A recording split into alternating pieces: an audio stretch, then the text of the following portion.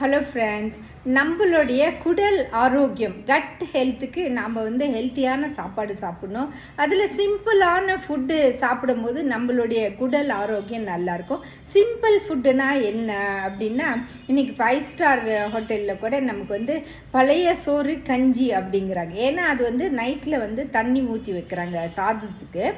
அதை மார்னிங் அந்த புளிச்சு இருக்கும்போது ப்ரோபயோட்டிக்ஸ் அதில் ப்ரொடியூஸ் ஆகுது. அதில் தயிர் ஊற்றி பிசைஞ்சி அதை குடிக்கும்போது சாப்பிடும்போது நம்ம கட்டுக்கு ப்ரோபயோட்டிக்ஸ் கிடைக்குது.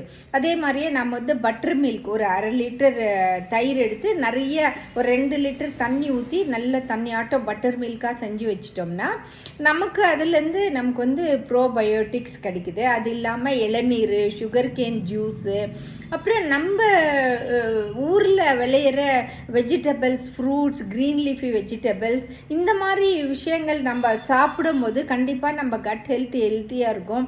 நம்ம அதை விட்டுட்டு நம்ம மாடர்ன் லைஃப் ஸ்டைலுன்ற பேரில் pizza, burger, Coca Cola, Pepsi, aerated drinks, processed food, packed food, இந்த மாதிரி சாப்பிட்டு நம்மளே நம்ம கட் ஹெல்த்தை ஸ்பாயில் பண்ணிக்கிறோம். ஸோ நீங்கள் டிசைட் பண்ணுங்கள், உங்களுடைய மனசு என்ன சொல்லுது? ஹெல்த்தி ஃபுட் சாப்பிடணுமா இல்லை அன்ஹெல்த்தி ஃபுட் சாப்பிடணுமா?